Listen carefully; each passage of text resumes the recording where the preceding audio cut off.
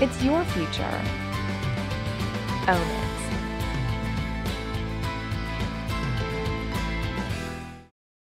The Bert Show on all the hits Q100. I have Matchbox 20 calm all of a sudden. Like today, for whatever reason, was the same like last week for me. You know, we're in a new studio and everything. And everything didn't feel right, and I was feeling all tense. And then the guys from Matchbox 20, Rob and Paul, walked in, and we bring our own feng shui. this wash of calm has come over me. Oh, they're traveling Zen. It is. We are traveling Zen. Yeah. That is exactly what we are. Your mic should be on. I can't figure out. I don't think it is. There it is. Oh, Hey, here it is. There it is. Beautiful. All right, let's do traffic. Oh, wait, I have to make my joke again. No, it wasn't even funny. You want to try to recreate the whole thing? No, I'm passing it. The moment is gone. You can hit the bed again. We'll all go again. He doesn't want to relive it. Yeah, I really don't. It wasn't worth it. You know these guys. Nicely done, Wendy. That's me. That's me. I did a solo record in it. I heard something about that. That's me too. Wow. Do you sound good? Hey, Yeah. Paul, come on in. We're going to play all Rob Thomas solo. stuff. Oh, there we go. There we are. Hey, there we are. There we are. Does that fit better for you guys? Yeah. That sounds like what we're playing tonight. Yeah, Phillips Arena tonight. It's Matchbox 20. Rob, I got to tell you, really through. Jen, do you want to tell Rob why he's kind of giving you the middle finger this morning without knowing he's giving you the middle finger? Bert likes to keep rubbing my nose in this, but I quit smoking cigarettes like 3 years ago. But this weekend I fell off the wagon and had a couple when I was out to being overserved on Friday night. Overserved. It's always someone else's fault, someone right? else's fault. So I confessed to these guys that I fell off the wagon, and Bert's been rubbing my nose in it all morning, and then you walk in with a cigarette in your hands. But it's not lit. It's an unlit cigarette. I know. It still looks like a steak. Jen's been on a diet for 9 months. It's like a filet mignon over there. I'm like, When did you start smoking? God, probably like regularly when I was in college, like 18, and then I quit when I was 28. Well, why are you Oh my quitting? God, you look like you're not even 20 I know, years old. exactly. You look like 19. Oh, sweet. I love You you should guys. you should have seen her when she was smoking. She looked like she was 56. It's Q100, the Bert Show with Matchbox 20. Rob Thomas and Paul Doucette tonight at Phillips Arena. Give us a snapshot of how touring now is different for you guys than it was 10 years ago. Well, 10 years ago, I think we would have been coming in from the night before as opposed to... I didn't go to bed till 4 o'clock this morning. It's absolutely no different for me. No. You were sober, though. Oh, that's true. That's very true. I'm sober right now.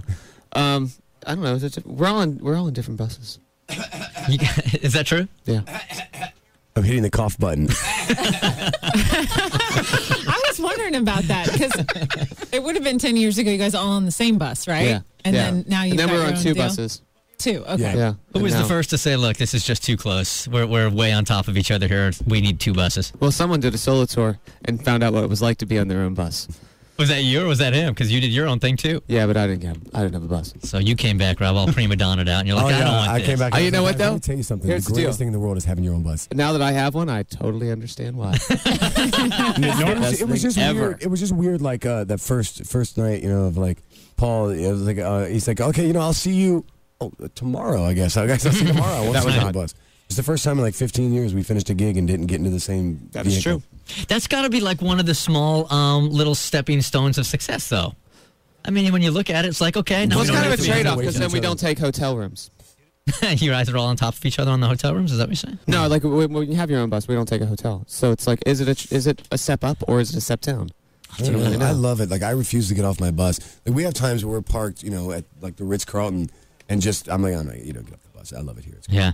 You're like, this is my living room. It's like a traveling Ritz-Carlton. Yeah. If you guys weren't in here, I'd be in my own bus in the parking lot. It's one of the things I got with the 100,000 watts. If And we I- weren't here right now, you'd be in our bus, man. Hey, do you feel way more powerful now that you have 100,000 watts? Are we better looking from the last time you were in here? really are. You look a little taller too. And we're funny. We're better looking, and we smell better. We just don't care as much anymore. That's all. We feel like we've made it, and now we don't have to work anymore. You guys have taken some of that like radio enhancement pills. Well, the intent was that Radio Rogaine. that they would give us this bigger signal. We'd be all excited, and we'd work so much harder, and everything would be great. But the reality of it is, like, we already do pretty good in the ratings, and all we really wanted was a bigger signal. Now we got it, so Yeah, we're not really striving for much of You don't anything. have to actually work harder for it either. I mean, to Right. be honest, you can just do exactly what you did, and it reaches more people. Yep. I mean, quite honestly, I've been pretty stressed about There's it. a lesson for the kids. Have you out really? there. I Just have. don't work hard. Wait around. Good things will happen for you. Once you great get message. once you get what you've been dreaming for, coast. That's what I'm working with. That's what we do. Yep. Constantly setting the bar lower. The Bert Show. Radio cruise control. It's Rob and Paul from Matchbox 20 on Q100 and the Bert Show this morning. All right, I have to ask you guys because I went online and saw your interview with The View, and they were drilling you both about American Idol. And apparently, Paul, you hate it. I think you it's called the- it the scariest thing to happen to music in our lifetime. Yeah. Well, I Yeah. think I said it's the worst thing to happen to music in my lifetime. What? Are you counting Kyle had Nickelback? the best quote though. Kyle's like, I mean, really, how many Stevie Wonder songs can you mess up? Yeah. Yeah, Right. I want you to talk about that. Why do you hate American Idol? Do you really want me to go into it? Yeah. Really? Yeah. I think that the amount of money that goes into promoting, which I have nothing against people who go on the show. I mean, they a lot of them can sing really nice, and it's fine. I think the amount of money that goes into supporting basically karaoke singers that doesn't go into supporting young bands who are out there writing their own stuff. It's a tragedy, and constantly bands are getting dropped and dropped and dropped. And these bands could go on to make Synchronicity. They can go on to make the Joshua Tree, but they're not given the chance to grow. Right. Because they're too busy spending all their money on things, that are easy. Well, I don't think that you could classify like a Daughtry, though, as a karaoke singer. You know what? There's one you have your breakout and everything, sure, but there's a lot of them that kind of are. Sure. I mean, those we've first gone to couple. karaoke, and I've seen people that blow me away. I mean, blow me away. I agree. And if it was a proper balance in the way that money is spent, then I probably wouldn't have the problem with it. But it's not a proper balance. I overlook all of it because to me, it's the greatest soap opera that I've ever seen in my entire life. Do you watch It's like every week? Oh yeah, I watch. He totally it. does. Yeah. Really? Yeah, I love it. It's the path of least resistance for the music business. yeah. How did you guys? What was your start? Like, what was your resistance? We went on a Florida Star reality Search. show. Star Search. Back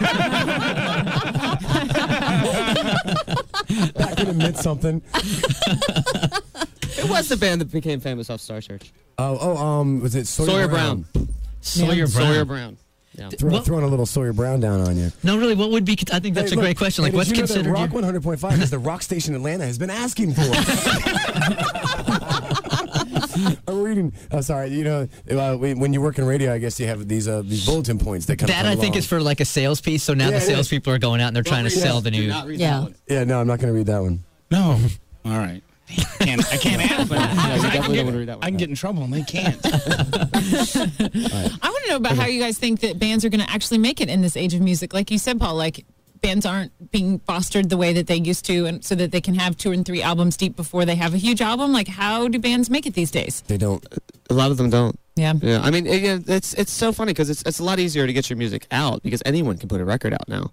I mean, you just need the internet and a computer. But since so many people can do it, you still need some financial backing, and all that financial backing is now broke. So yeah, I don't know how people are going to do it. I'm sitting around waiting to see. If it's 2007 and you guys were thinking about starting doing this whole music thing, would you even get into it now, or would you just be like, screw it? Well, yeah, we would do it. It's 2008. And I guess that's right. Somebody took their funny pills too. I think you got to remember, like, we're really fortunate that things worked out the way they did for us. But I mean, we did this for years and years with no guarantee that it was going to work that way. We were in the van. If we wouldn't have known any different, we would have stayed there. We would have kept doing this. We would have had less people coming to our shows and less people listening to our songs. But I mean, we were doing it. At a time we were paying to do it. You'd actually give some of your money over to get the room.